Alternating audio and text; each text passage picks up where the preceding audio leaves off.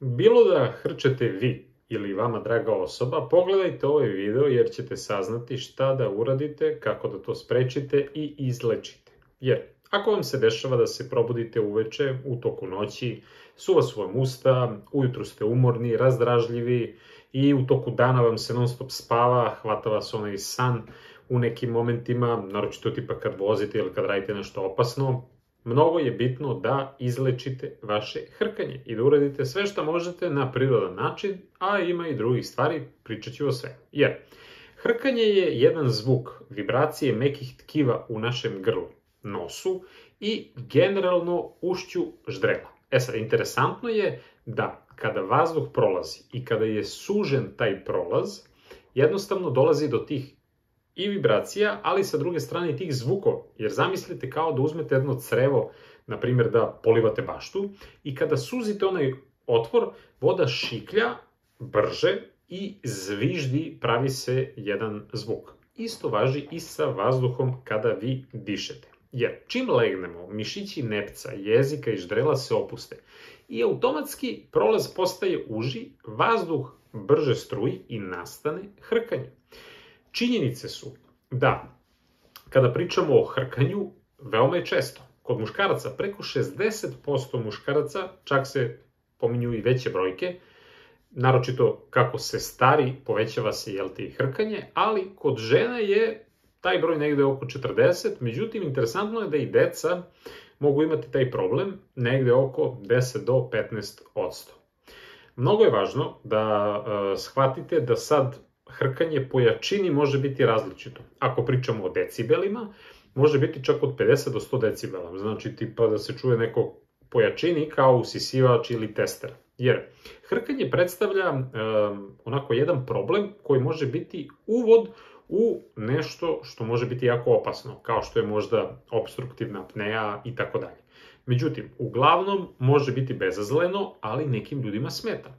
Zašto je važno da reagujete? Jer kada se vazduh prekida, to možete da primetite ako vaš, na primjer, suprug, supruga ili s kim god da spavate, primetite da ono gubi odjedanput dah pa se kao polubudi i tako dalje, to je izuzetno opasno. Jer kad se vazduh prekida, opada kiseonik, automatski kad imamo manje kiseonika, naš mozak i srce trpe. To vodi ka pospanosti, danju, padu fokusa, povišenom krvnom pritisku, riziku za srce i generalno pravi kognitivne probleme. Jer svi ti zastoji disanja, pa kratak onaj hvat faktički vazduha, je da je tu da pokaže da je nešto ozbiljnije u pitanju i treba to istražiti. Mnogo je važno da podelimo sad tu više delova, jer nekome je možda zapušen nos, znači da je ta neka priča oko nazofarinksa, znači da li je to alergija, devijacija, da li je možda rinitis i to može biti prolazni tip. Međutim, ako su usta otvorena, orofarinks, jezik pada često unazad, meko nepce vibrira i onda šta se dešava? Dolazi do tog upornog disanja preko usta, što i samo po sebi nije zdravo, ali generalno pravi još veći problem, veći su ti zvukovi i tako dalje. Postoje osobe koje, nevezano od toga da li je nos zapušen, da li je to su usta otvorena, uvek i gde god da su, imaju jake te zvukove koje proizvode i uglavnom te osobe su i starije, koje bilo da su na strani, na boku, na stomaku, na leđima, uvek će da imaju te jake zvukove i bitno je da znamo sad šta je koren. Jer ako je koren mehanički, masno tkivo, vrata naročito, sužava taj lumen i interesantno je da ta visceralna mast gura dijafragmu na gore i onda se pogoršava disanje ležeći. Nekima odgovara da su malo kao navaljeni i onda je i bolja, da kažem, situacija.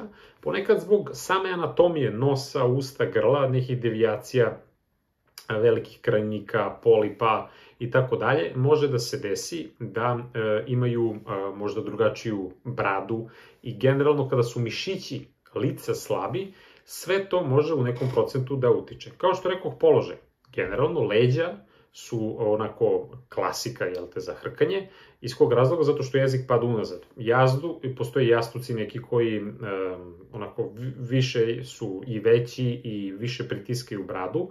I kada se brada više pritisne, dodatno ka grudima, mi zatvaramo, jel te, i disajne puteve. I mnogo je bitno da shvatimo da postoji te funkcionalne, gde je taj nervni tonus bitan, u smislu da tonus ždrela drži taj autonomni nervni sistem. Taj autonomni nervni sistem ima puno uloga i sad tu su razni neki nervi gde je njihova međusobna povezanost za funkcionalnost i disanje pravilno i prirodno jako bitna. Kada pričamo o nekim vitaminima, povezuje se da osobe kojima fali B1 vitamin, tiamin, osobe koje imaju insulinsku rezistenciju, dijabetes, neuropatiju, generalno slabi tonus svih mišića koje sam već nabrojao, imaju problem sa hrkanjem. Životne navike i neki faktori rizika mogu biti i telesna težina. Neke istraživanja pokazuju da 5 do 7 kg preko nekog optimuma može pogoršati hrkanje, a da gubitak više od 5% trenutne masti može da prepolovi jačinu zvuka ako je osoba malo iznad optimuma, to jest gojazna. Takođe, alkohol, naročito 3-4 sata pre sna, opušta mišiće i više nego što bi prirodno bilo i onda je jače hrkanje. Takođe, pušenje iritira sluznicu i onda to pravi dodatan problem. Ponekad se dešava da lekovi koji opuštaju mišiće, na primjer benzodiazepini, mogu i oni da pogoršaju, ali ovde ništa vi ne radite i ne menjate terapiju nikako bez lekara, niti je to neki od glavnih faktora. Ovo su samo neki postoci koje ja sad navodim sve. Često se dešava da, kao što rekao, starije osobe, onda žene, na primjer, u trudnoći, u menopauzi mogu da počnu, ako nisu već. Takođe, zapušen nos, ne samo od alergija koje sam pomenuo, već mogu biti i drugi alergije u globalu, ali, na primjer, prašina, grinje, dlaka ljubimaca i tako dalje, sve to utiče. Ponekad osobe kada su dehidrirane, dešava se da krenu da proizvode jake zvukove, da jako hrču. Iz kog razloga? Zato što je gušći sekret. I onda je lepljiv i onda samim tim to postaje otežan put za vazduh. Ponekad povrede, da kažemo šira slika, naročito je to vilice, nosa, sve to utiče. Primećuje se da ljudi sada, u ovom modernijem dobu, kada je hrana previše meka, jer se sve manje jede ona prirodna hrana kakva jeste, što manje osobe žvaću, slabiji su ti mišići i manja je, da kažem, širina luka za protok vazduha i dešava se da imaju problema sa hrkanjem.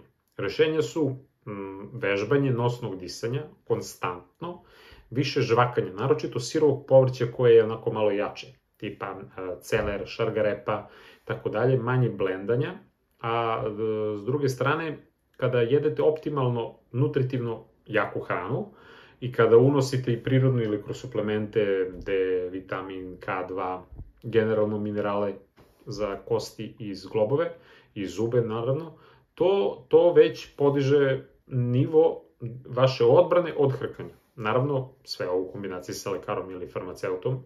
I postoje više različitih, da kažem, rešenja. Jedan od prvih stvari, da kažem, prva stvar koju možete da uradite jeste vaš položaj i generalno jastuk. Kada pričamo o hrkanju, dešava se da osobe koje spavaju na boku manje hrču nego osobe koje spavaju na leđima. I sada imate jastuke koji su interesantni u smislu oblika, bez da reklamiram sad nekog ovde, ali znači potražite, probajte, vidite, ponekad osobe stavljaju nešto na leđima da se ne bi okrenuli, neko stavi i ranac ili stavi drugi jastuk iza da bi ostali na boku. Sad treba da vidite da li vam možda opterećuje srce ako legnete na levu stranu, da li vam to ne prija možda zbog vrata, to je sad već sve plus minus.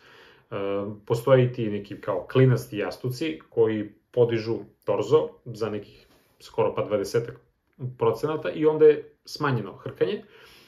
I ti neki cervikalni jastuci koji podupiru vrat, brada blago ide gore, neka grudima i onda je automatski lakše disanje. Stomak i onda je bitno kada pričamo o njemu da ako je malo i veći, da ako se to podižete i krivite, da osetite kako to utiče na vas. Postoje puno sprejeva za nos i ako imate problema, na primjer, sa generalno zapušenim nosom i tako dalje, dekongestivi neki, možete to da koristite i sigurno da će to da pomogne u nekoj meri. Danas su popularne i one trakice, pa se onako lepe, da bi držale jednostavno nos široko otvorenim. Postoje tu sad i oni magnetići i svašta nešto, možete to da potražite. U principu ima puno sad proizvoda, probajte, nema tu sad od osobe do osobe, to zavisi, jer kao što rekao, zavisi od ovih svih faktora koji su unutra, onako, bilo da je to čista fizionomija lica ili eto nešto dublje, da li su problemi sinusi i ovo i ono, može svašta da bude.